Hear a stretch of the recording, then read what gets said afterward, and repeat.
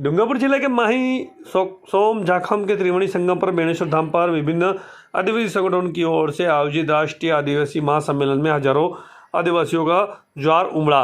महासम्मेलन में डूंगरपुर जिले के सागवाड़ा विधायक रामप्रसाद डिंडोर, चौरासी विधायक राजकुमार रोत सहित अन्य जनप्रतिनिधि और राजस्थान, गुजरात, मध्य प्रदेश तो महाराष्ट्र से हजारों की संख्या में आदिवासियों ने भाग लिया। इस दौरान महासम्मेलन में आदिवासी वक्ताओं ने भी संबोधित किया। अपने संबोधन में वक्ताओं ने देश के स्वतंत्र आंदोलन में भूमिका निभाने वाले संत गोविंद गुरु राणा पुंजा, विसरा मुंडा, कालीबाई, नानाबाई खाट सहित अन्य आदिवासी शूरवीरों के ऐतिहासिक जीवन पर प्रकाश डाला। वहीं इन दौरान आदिवासी वक्ताओं ने केंद्र और राज्य सरकार पर जमकर निशाना भी साधा। उन्होंने कहा, देश और प्रदेश में कोई भी सरकार रही हो, उन्होंने आदिवासियों को केवल अपना वोट बैंक ही माना है। उनके उत्थान के लिए कुछ ज़्यादा प्रयास नहीं किए। संविधान में आदिवासियों को कई अधिकार दिए हुए हैं, लेकिन अधिकतर प्रदेश में उन अधिकारों को राज्य सरकार धरातल पर लागू नहीं किए हैं। वक्ताओं ने कहा कि यह महासम्मेलन सरकारों को जगाने का प्रयास है कि अब देश का आदिवासी जाग गया है और उसे अपने अधिकारों के प्रति लड़ना भी आ गया है। महासम्मेलन में वक्ताओं ने राजस्थान, गुजरात, मध्य प्रदेश और महाराष्ट्र के टीएससी क्षेत्र को मिलाकर अलग से भिल प्रदेश बनाने की मांग उठाई। वहीं इनके साथ ही जनगणना में आदिवासी कोड करने, आदिवासियों के प्रयाग बेणेश्वर धाम की 80% जमीन आदिवासी समाज के नाम से रिजर्व करने की मांग की। इधर महासम्मेलन में सांस्कृतिक कार्यक्रम के माध्यम से भी आदिवासी संस्कृति की झलक भी देखने को मिली। ये एक राष्ट्रीय आदिवासी महासम्मेलन रखा गया है। इस कार्यक्रम में गुजरात, मध्य प्रदेश और हमारा ये जो राजस्थान का जो इलाका है, तीनों राज्यों के लोग आए हुए हैं। एक राष्ट्रीय कार्यक्रम रखा गया आदिवासियों का। ये बेणका स्थल है जो वर्तमान में बेणेश्वर के नाम से जाना जाता है। इस कार्यक्रम का मुख्य उद्देश्य ये है कि पूरे देश के आदिवासियों को एक संदेश जाए कि वर्तमान जो देश के अंदर जो परिस्थितियाँ चल रही है उसको देखते हुए पूरे देश के आदिवासियों को एकजुट होने की ज़रूरत है।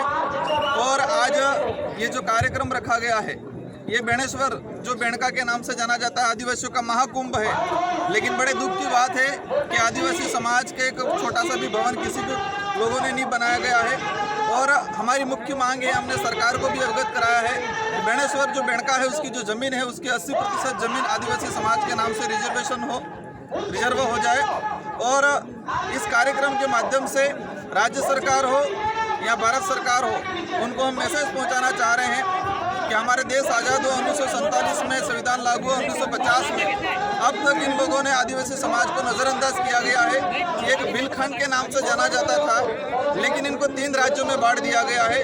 तो भिल प्रदेश की जो डिमांड है कि 3 राज्यों 4 राज्यों में, ये महाराष्ट्र का भी कुछ इलाका है, इन चारों राज्यों के जो भिल कम्युनिटी के लोग रह रहे हैं उनको मिला के एक भिल प्रदेश बनाया जाए। तो इस कार्यक्रम के माध्यम से भिल प्रदेश की मांग को लेके, रिजर्वेशन की मांग को लेके और आदिवासी समाज को जो अलग अलग धर्मों में बांटा जा रहा है, तो आने वाली जो जनगणना है इसमें आदिवासी समाज के लिए अलग से एक धर्म कॉलम और धर्म कोड जारी हो, ताकि देश के अंदर आदिवासियों की अलग से जनगणना की जाए। इन विभिन्न मांगों को लेके ये कार्यक्रम रखा गया है और इसमें आज लाखों की संख्या में यहाँ पर आदिवासी समाज जुड़ा हुआ है। सारे लोग कहीं न कहीं दिल से आए हुए हैं। और हमारे जो प्रधानमंत्री जी का कार्यक्रम है 1 तारीख को, उनको भी हम मैसेज पहुंचाना चाह रहे हैं कि आपके 1 दिन पहले जो यहाँ पर कार्यक्रम हो रहा है, इसमें बिना बुलाए हुए आदिवासी समाज स्वेच्छा से लाखों की संख्या में भीड़ इकट्ठी हो रही है।